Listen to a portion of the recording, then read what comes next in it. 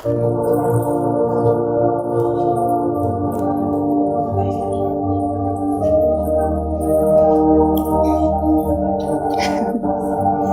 art was created by a machine. This music was created by a machine. And, of course, this voiceover was created by a machine as well.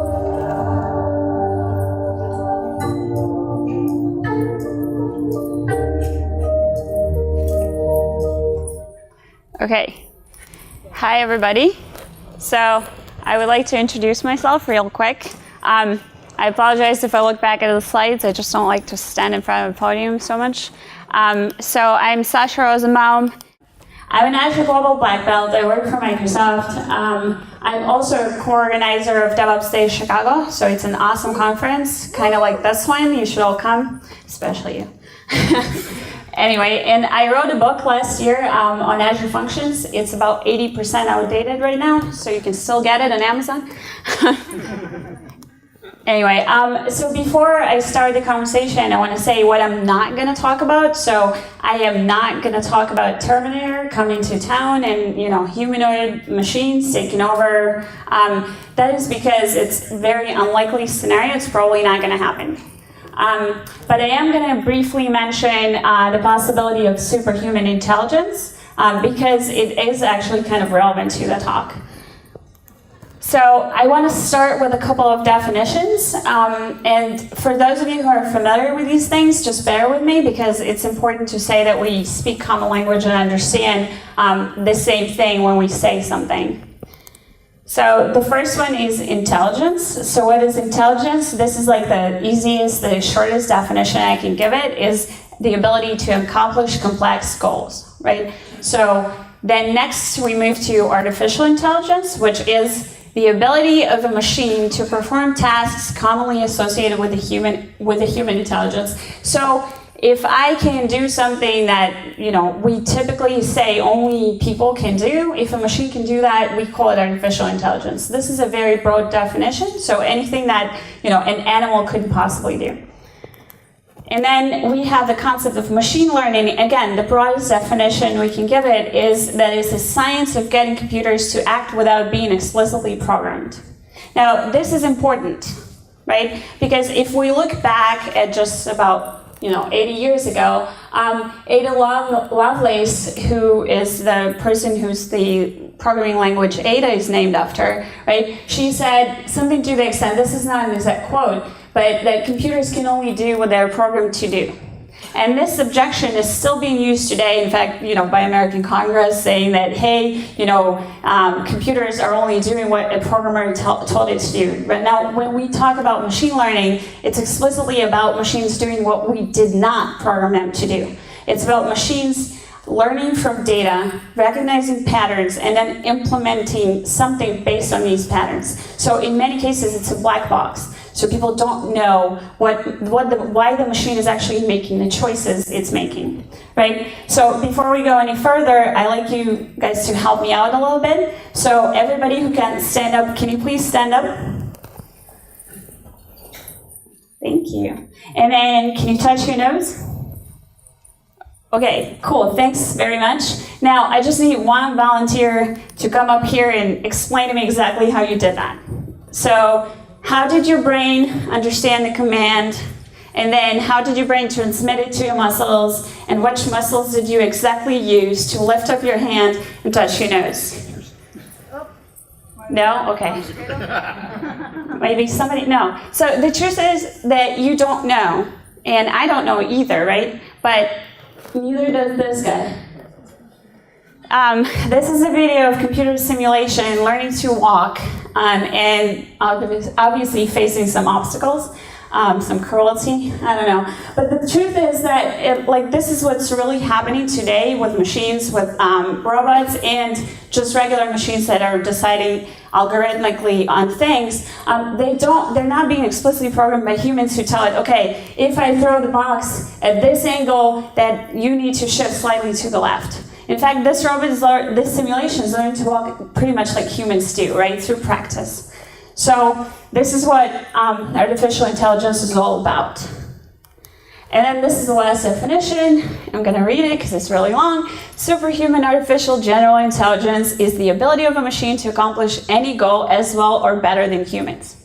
So if a machine can outdo me on every single task, right, manual or intellectual or whatever, if it can do as well or better than me, then we have superhuman artificial intelligence, right? So, okay. But the truth is that it's not the first time. So, like, there's a lot of theories on whether or not superhuman intelligence is going to happen. But, in fact, I claim that we need to start worrying about it before it happens. So long before that, right? Because, so what we have right now is a lot of machines that can do very narrow tasks. Right, so if I'm giving some examples, I have to start with this one. So this was Garry Kasparov, and it was he was playing chess against IBM's Deep Blue. Don't remember the year, 97. So in any case, a year before the computer won, Garry Kasparov said a computer is no match for a human. It can never win in chess. Chess requires, higher level thinking, and then this happened. Then, of course, this happened in 2015. A computer won against a Go player, and in fact, it did so by using a strategy that humans didn't use. So it learned from human examples, but then it devised a strategy that was not common among the players. But this is games, right? If we look at, for instance, Microsoft Cognitive Services, we surpass human parity in speech-to-text. So now, like, if we're talking about a conference and you have this little text coming up, subtitles, it's done by a machine, and it's done better than a human can do it. We surpass human parity in translating Chinese to English, which was no small feat. And of course, so when I went to school, image processing was considered a super hard problem, and people were like debating if computers can ever do image processing as well as humans. It was considered a very hard task. Now, of course, I trust both my computer and my phone to unlock by recognizing me, and borders in many countries are exploring the possibility of doing the same thing, right? So the interesting part about this is a lot of AI researchers are complaining about once the task is accomplished, it's considered table stakes. Like, people are like, well, of course my phone recognizes my face. That's not a problem at all. But it used to be considered a very hard problem to solve, right? Now, what are the implications of these things? Like I said, this is nowhere near general intelligence. We're talking about very narrowly defined tasks that computers can do maybe as well, maybe a little bit better, maybe a little bit less well than humans, right? But so, okay, major firms in the US now are implementing computers to do the drive-thrus because, like we said, speech-to-text would surpass human parity. So if you drive through unmentioned fast food chain and you order your food, it actually makes more sense for me to employ a computer to translate what order you actually gave me. Then, of course, we have tellers. They don't have to look like this, but a lot of stores now have self-checkout, and they're implementing more and more of these things, right? So, in fact, this guy remembers much better than a human where everything is stored and if we're out of stock on something, right? So it's actually very efficient. Of course, you can order whatever you want and talk to support, and it might not actually be a human. In fact, I think in the US specifically, most of the first-year support is now not human, and it's bots that are getting increasingly better. This is an interesting example because we don't even think about it, but all the recommendations in our lives are being guided by machines. So everything, where you eat, what mails you read, what shoes you buy, what vacations you look at, everything in the world is being recommended by machines who store information about who you are, what you like. They remember it much better than a human can, right? And they actually persuade you to purchase things. This is like actually surpassing, humans in so many levels, and we don't even pay attention to that. Our life is already being guided by machines, right? So if we look at US job market, so Oxford did a study in 2013. I think these numbers would be probably actually higher today. But in 2013, they said, how likely is a job to be replaced, to be computerized away, right? So we look at clerks. So different types, they recognize different types of clerks, different types of cashiers, one type of accountants, I don't know. So in any case, this is like 85 to 94% for many of the occupations. Now, if you look at US Bureau of Statistics by occupation, there's a very big coincidence of this, like sales and related occupations employs 15 million people, and according to some counts, more like 30 million people. Drivers employ another 30 million people in the US. So we're potentially, so if we do implement self-driving cars, we're talking about taking out, 10% of jobs in the US. Yay, this is great. Even if I'm not a driver, they're surely going to influence my life. Now, I am not a driver, like I said, so none of you here probably is a driver, and you're probably not a cashier, so you may say, okay, I don't have to worry about this, I'm way smarter. So, of course, we can talk, since we're at DevOps Days, I'm going to say infrastructure as code. I mean, we're automating jobs away, yay. But this is not AI, right? Most commonly, this is not even done by AI, it's just done by automation. So it is actually programmed to do exactly what, somebody told it to do. Now, we can move into a different space, which is like, okay, deep code is a piece of software that's sitting out there that it's like a Grammarly for your code. It can make recommendations. It looks at all the open source samples, and it goes like, okay, you can improve your code by solving this and this issue, right? So it's sort of like lint for the code that you write, and this is AI. Now, if we look at, so this is a Microsoft product. It's in Azure. You have a recommendations engine, which is called Azure Advisor. It advises you on many different things on how to improve your cloud deployments. One of the things that it does, it recommends to you to, for instance, index certain columns in a database, index on a certain column in a database so your search can perform better. We've had a lot of examples where it solved a lot of problems for people. This is a job in the industry. It's called a DBA. Those people are used to be paid a lot of money. We're gradually just taking them out by, introducing smart AIs. Another piece of software out there is called UIZard. It takes your wireframes and your different Photoshop pictures and it translates them into HTML and CSS and does it pretty well. That's another job in the industry. It's called a front-end designer. Those people spend hours usually trying to render CSS in the way that makes sense for the wireframe. So yay. But if you had any doubts, this is an effort that was done by Microsoft and the University of Cambridge, and they built a little simple program that looks at, at all those open source code samples, and it builds programs that can, so how there's simple competitions for coding that you need to solve some sort of problem. So this thing does pretty well in these competitions. Again, it's pretty basic. It's solving little problems right now. It's not super out there. But the thing is, when this thing gets good, it's actually going to be better than me. Because it doesn't sleep, doesn't eat, it can be cloned to 100 servers, and it never forgets known vulnerability. So, yay. So this is a Hans Moravec metaphor for this. It's like AI. So if you imagine human competence as this landscape with valleys and mountains, AI is slowly is like a water flooding the landscape, right? I'm sitting on a mountain over there, so I feel pretty comfortable. But eventually it kind of gets there little by little by replacing little pieces of different competencies. And then another thing that's important to mention is the rate of progress. So everybody probably heard of the Moore's Law and the fact that we're doubling computer power every year. In fact, it happens not just in computers, but it definitely happens with computers. This is exponential rate of progress. We've had this in many industries recently since we started sharing knowledge effectively around the planet.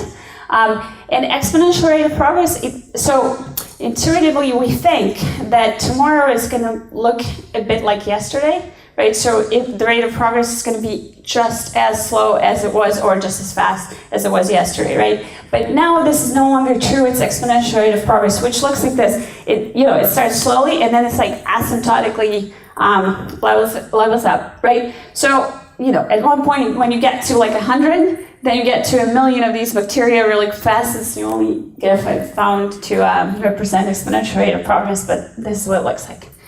And then rate of adoption, I was talking to a coworker of mine about self-driving cars, and he was like, well, I have a couple of friends, and they have self-driving cars, and, they don't trust them. I don't think, even if it was out tomorrow, I don't think people would trust them. So this is just one good example for this.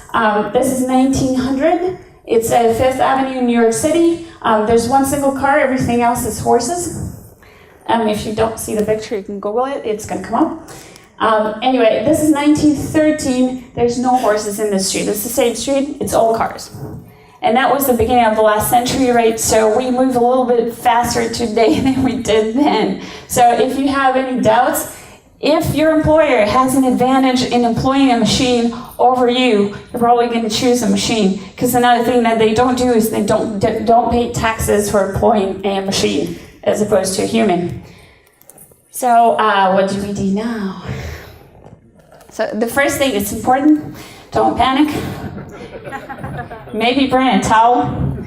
Anyway, so which jobs will linger? It's also an important thing. So jobs involving perception, manipulation, creative intelligence, and social intelligence, which is why I love my job, right? It involves all of these. I love it. But we probably, all of us in the industry, so this is the same Oxford study doing the numbers for engineers, scientists, therapists, and then software developers, right? So a few of these professions are very unlikely to be replaced anytime in the near future, so we can just feel a little bit safer around our industry. Again, this ranges because there are different types of engineers. Now, we could, of course, all be Luddites, and we can say, okay, you know, we're going to break the machines, we're going to prohibit AI, we're going to say, okay, we don't want to move forward. But honestly, like selfishly speaking, it's a bad idea. So resisting progress is a bad idea for multiple reasons. So I could bring up a lot of different things here, a lot of different problems, but I'm going to talk about the pensions problem, which is, in Israel, we still probably don't have that because the rate of population growth is pretty high, but in many developed countries, like in Western Europe and in the US, it's already dropping. So a lot of people are concerned about how we're going to feed like the aging population, right? So when there's not enough young kids working, how are we going to feed the aging population? And a lot of people think it's about money, right? So it's like, okay, if we save more money, we can feed more people. But in actuality, that's not the only problem with it. So I'm just going to go through this. Let's say I'm on a deserted island and I need to feed a family. So I'm like, okay, I'm gathering apples now. Okay, I can feed a family, I can feed one more person. Awesome. Now I kind of ran out of resources. Right? So I go like, okay, maybe there's another person on this island and he can also gather the apples. That's great. I'm going to pay him some sort of currency that he values, whatever it is. Right? And then he's going to give me the apples. Okay, I can feed 2 more people now. Awesome. Right? We kind of ran out of bandwidth there. All right, we're now employing technology, so I can probably produce more resources. He can also produce more resources. Okay, we fed more people. Now, no matter how much currency you have, like I could have stashes of currency and I could have stashes of machines, we only have 2 people to work the fields, right? So we can't do it anymore. We can't feed. So now, okay, we have a problem here because these people are going to starve because there's nobody to work. We can't work more than 24 hours. We need to sleep, right? So the only solution, well, the best solution to this problem at this moment right now probably is to introduce technology that can work better, that needs less human to power it, right? So they can actually feed the aging population or whatever, sick population, whatever it is, kids. This is not the only problem we can face, right? So this is a quote, if we don't improve our technology, the question isn't whether humanity will go extinct, but merely how. This is an opinion by Max Stegmark, but I happen to agree with it because in the long run, if we take like a millennia, we are gonna face an asteroid and the sun's gonna run out of power, like we're gonna kill ourselves with a nuclear war, whatever happens, right? We can face a lot of problems, global warming, I don't know, right? That can kill off humanity potentially if we don't improve our technology. So not improving technology is probably a bad idea in the long run. Maybe a good idea in 100 years, but probably not beyond that, right? So if we look at opinions of what's gonna happen, so there are people who say that superhuman artificial general intelligence is not possible, right? There's a camp. There's people who say that it will be achieved like tomorrow, seriously, like in the next 10, 20 years. And that's another camp that's, you know, there's a lot of people in there, I mean like researchers and scientists. And then a lot of people think that we only need to worry about machines that are conscious, that you know, robot that wants to kill you or something, or like lock you up or whatever. The problem is the goal isn't equal purpose. So if you have a heat-seeking missile, it probably doesn't personally hate you, right? And it doesn't have any kind of general intelligence, it doesn't have any understanding, and it doesn't have a purpose, it has a goal. If you happen to be the goal, you have a problem. It's not going to help you that it doesn't care about you, right? So machines don't have to care about you or physically want to, or actually want to harm you to cause you problems. They just have to not care that they are causing you problems while they're achieving the goal that they're set to achieve. Which is why it's really important when we build AIs, and we're all in this field, right? We are actively helping people develop AIs. Whether you work on AI right now or not, you're probably implementing something that has ML algorithms, maybe it's linear regression, maybe it's deep learning, whatever it is, you're probably helping the industry build the next AI. Okay? This is why it's really important to consider ethics when you're actually building artificial intelligence. So this was a revelation for me, actually. We talk a lot about how humans are biased, and we hate different races, we hate different genders, we discriminate against people, whatever it is, right? We assume something without knowing anything about the subject. But bias is actually not a property of humans, it's a property of information. Right? What does this mean? There's too much information in the world, right? I can't treat every single human differently. I can't treat every single case differently. I can't get out of the house and decide every day on everything I'm going to do, right? What am I going to wear? How am I going to eat? If I make all these decisions as one-offs, I would be considering the decision forever, right? So I have to generalize and stereotype, and then I have to have heuristics that lead me to a certain path of action. So this happens to humans, it also happens to artificial intelligence. So in fact, I'm not gonna go through all these examples in like super detail, but we are already facing some of these, and these are, again, not general intelligence. These are algorithms that are running people's lives. So we have facial recognition software that's being used for law enforcement, and there's been identified race and gender bias in that artificial intelligence. It's being used by police in the United States. Another thing is, like in 2015, so Google ran like an ad that wanted to hire new CEOs, right? And so it was displayed almost exclusively to men. Why? Because CEOs are almost exclusively men. So it ran on existing data, and it said, hey, okay, I know what a CEO looks like, and that's who I'm going to talk to when I display this ad.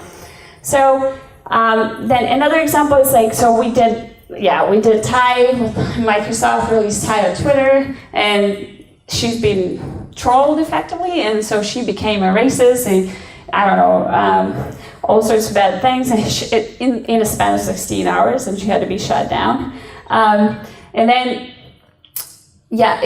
so there was a pred poll. This, again, used by US law enforcement, this is great. This software predicted how likely people are to commit crimes, and then it's been noticed that it points the police effectively to the same neighborhoods over and over and over again, whether or not crimes happen there, because it looks at previous data and goes like, oh, this is a bad neighborhood. Awesome. Right? So, and then, okay, competency, again, this was predicting, this is running our lives, right, today, and people don't think about it when they implement it in the beginning. So this thing predicted whether or not a person is likely to commit another crime. So when a judge looked at a person, there was a software algorithm that said, okay, this person is 60% likelihood of committing another crime in the next year. Guess what? It was highly correlated with race. No surprise there, right? And then, okay, what's my last one? It's emergent bias. Okay, I don't even know. I'm not gonna read this. Anyway, oh yeah, there was something about Facebook. Anyway, giving up on that. So, the point is, this is already happening. The algorithm that decides if you're going to have a mortgage is run by ML. It's run by ML doing maybe linear regression, maybe something a little bit smarter than that, and it decides based on where you're from, what gender you are, what industry you work in, and if it has a bias against you, you probably want to avoid it, and you don't want to keep using these algorithms to rule your lives. They decide things that are going to happen to you. So basically, the point of that was build AIs responsibly. Okay, and this is my last slide, and that's a problem because we have a lot of time left. So, resources I'm just going to mention. So if you do nothing else, read this book. It's Max Tegmark, and it's Being Human in the Age of Artificial Intelligence, Life 3.0. So he talks about artificial intelligence, superhuman artificial intelligence, and where do we go from here, and different scenarios of what's going to happen. None of them are good. So, and then there's a lot of other different people that have some useful reading on the subject. So now I have a lot of time for questions. Yes. So AI ethics is like something that I've been reading about quite a bit myself.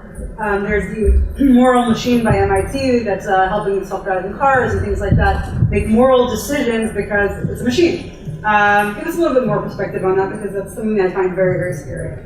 Yeah, so building moral machines, it's a problem because defining morality is a problem, right? Because people in different countries and different populations have different perceptions on morality. So one example from Kaplan was that, like, if a person from, no, I think it was from Boston, anyway, if a person from Taliban creates a superhuman intelligence, it's going to be a very different goals than the person from, say, Switzerland, right?